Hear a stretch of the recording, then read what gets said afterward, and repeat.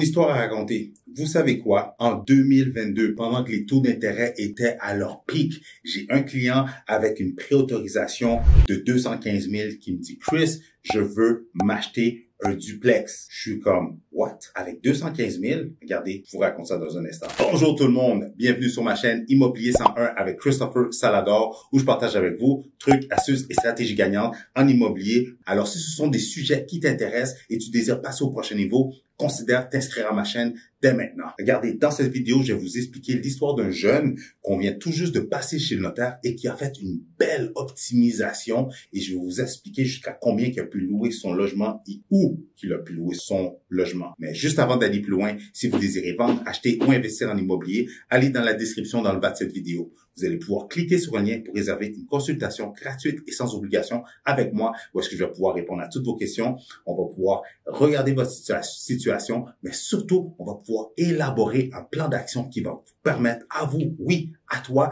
de pouvoir vendre votre propriété, faire votre première acquisition ou une acquisition tout court, mais surtout de vous permettre d'investir, de vous lancer dans le monde de l'investissement immobilier. Et aussi, je vous le dis d'avance, je suis en train de créer un cours, une formation qui va être gratuite et le lien va se retrouver dans la description de mes vidéos. Alors, restez à l'affût et sans plus tarder, rentrons dans le vif du sujet dans un instant. Alors, j'ai un client qui a fait, comme la majorité des gens, qui est allé dans la description en bas de mes vidéos et qui a cliqué pour réserver une consultation gratuite avec moi. On fait la consultation, je réponds à ses questions, il me dit, Chris, je veux me lancer dans l'investissement immobilier, je veux acheter mon premier duplex, j'ai une préautorisation à 215 000. Je lui dis, oublie ça tout de suite. Il me dit, Chris, j'habite dans la Rive-Sud. Je lui réponds, t'as aucune chance, on oublie ça tout de suite.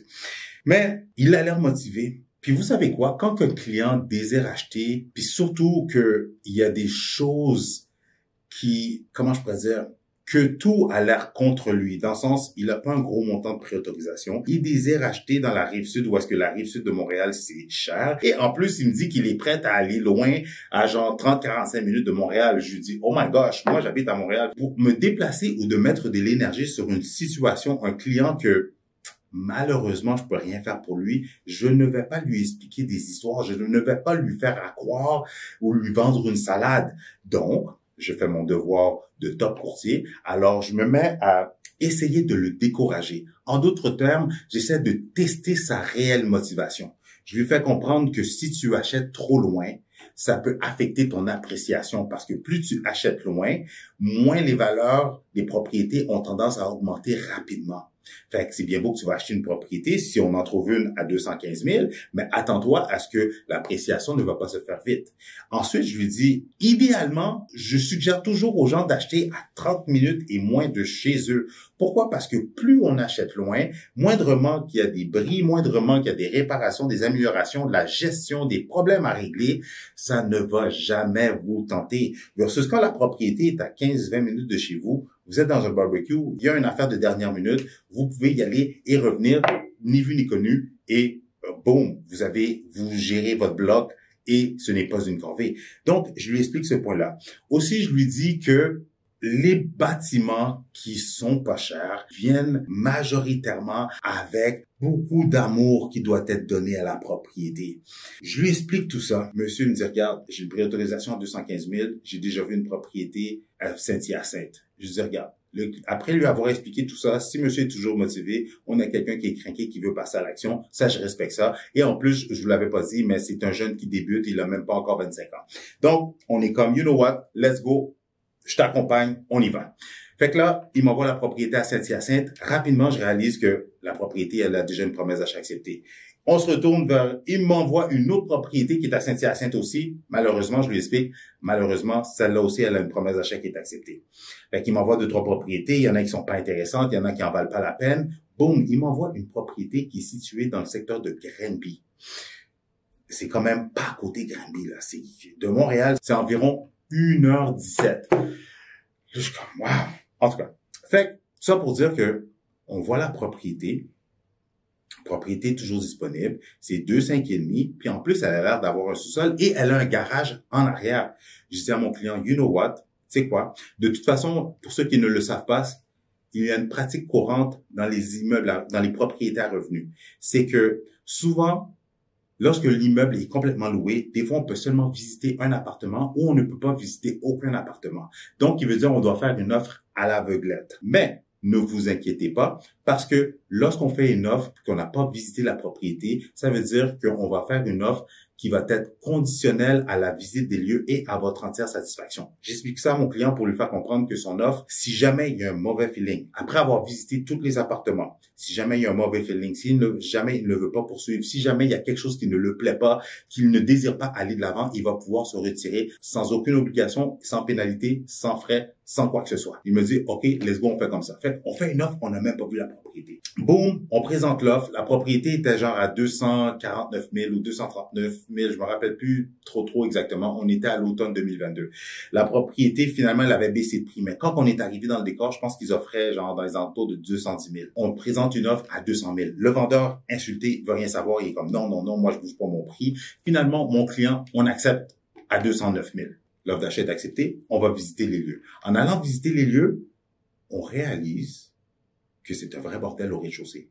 C'est une mère avec ses enfants, 2-3 enfants. Il y a une chambre qui n'avait pas de chauffage. On était en plein été, là. En plein hiver, je veux dire, excusez-moi, on était en plein hiver, là. Lorsqu'on a booké l'inspection la même journée qu'on allait faire la visite des lieux, parce que je lui ai conseillé que si jamais on se rend, puis ça vaut pas la peine, ben on va juste caller off l'inspection. Comme ça, il n'y aura pas à payer beaucoup de frais. Mais, à notre grande surprise, les appartements sont grands. On a un beau sous-sol. On a 2 5,5. L'appartement, ça fait du sens. Fait que là, on réalise aussi que, non, c'est ça. On fait le tour de la propriété et c'est un vrai bordel. La mère avec ses enfants, c'est du gros n'importe quoi. Il y a des vêtements partout. Le ménage n'est pas fait. Les planchers sont usés. Dans le sous-sol, c'est du gros n'importe quoi. On n'a pas un sous-sol plein hauteur, mais on a de l'espace. Il y a du potentiel. On est comme, you know what? On finalise l'inspection, on a le rapport d'inspection, on a une liste de choses à faire qui fait en sorte qu'on se monte un dossier, on doit se rasseoir à la table de négociation avec le vendeur pour lui présenter nos points. On lui présente nos points, on lui dit, regarde, on voudrait renégocier le prix à 195 000. Le vendeur ne veut rien savoir. Finalement, de peine et misère, après renégociation, on s'entend à 200 000. Boum! En 2022, en plein début d'hiver 2022, avec les taux d'intérêt dans le tapis, dans des alentours de 5%, on trouve une propriété à 200 000 pour mon client. Boum! Coup de circuit. OK? La propriété faisait du sens avec un bon potentiel. Fast forward en début d'année 2023. Dès que mon client est devenu propriétaire, le locataire du haut lui a averti que il allait quitter pour le mois de février. Au lieu que mon client se dise, c'est quoi, fudge, la fin du monde, je perds un locataire, je vais devoir louer. Non. Il s'est retroussé les manches, il a fait l'inventaire de ses sous, de son argent, de ses finances, et il s'est dit, c'est quoi, je vais optimiser la place. Et c'est qu'est-ce qu'il a fait? J'ai même des vidéos pour vous le montrer. Il a fait une belle optimisation. Moi, je lui avais juste tout simplement suggéré, parce que le logement était quand même intéressant. Je lui ai suggéré, tu repeintures, tu changes les luminaires, tu rafraîchis, tu modernises, tu refais la salle de bain, parce que la salle de bain avait besoin d'amour, tu refais la salle de bain et le tour est joué et tu loues ça au maximum que tu peux. Mais non.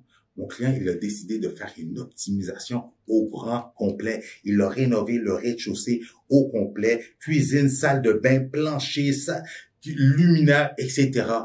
Mais vous savez pas quoi? C'est quoi la beauté de l'histoire? C'est que avant même d'avoir terminé les travaux, il met des annonces sur Kijiji, l'Impact Marketplace.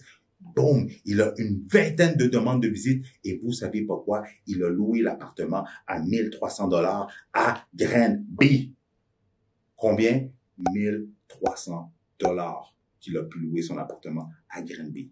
Fait que là, une chose que vous devez comprendre, c'est que ça se loue bien partout. Vous allez toujours trouver des locataires selon le type d'appartement que vous avez à louer. Vous avez des logements scrap, vous allez trouver du monde scrap qui va vouloir vous louer à du prix scrap. Si vous avez un appartement qui ressemble, qui a un look que vous avez rénové du style Wall Street, vous allez vous trouver des clients dans ce secteur-là qui va être prêt à vous payer le prix du Wall Street parce qu'ils recherchent des appartements de style Wall Street. OK? Donc, qui veut dire que son appartement dans le secteur de Granby, qui est à 1h17 de Montréal, il a pu louer ça 1 300 $, qui a drastiquement augmenter son cash flow. Et là, il n'a même pas encore entamé les rénovations du rez-de-chaussée où est-ce qu'il va pouvoir augmenter sa rentabilité à un montant encore plus élevé. Ma question pour vous, écrivez-moi dans les commentaires. Selon vous, est-ce que vous pensez qu'il y a encore des coups de circuit? Parce qu'en fin 2022, il a trouvé une propriété à 200 000 $. Il a fait une belle optimisation. Il est rendu à la moitié de son optimisation. Imaginez-vous lorsqu'il va rénover le sous-sol, à combien qu'il va pouvoir louer ça, à combien qu'il va être cash flow positif. Écrivez-moi dans les commentaires, est-ce que vous pensez que c'est toujours possible de trouver des propriétés ou est-ce que vous pensez que ce n'est pas le bon moment d'acheter présentement en 2023? Écrivez-moi dans les commentaires. Et si vous désirez d'autres vidéos dans le même genre avec des histoires de succès, je vous suggère de regarder une de ces deux vidéos-là.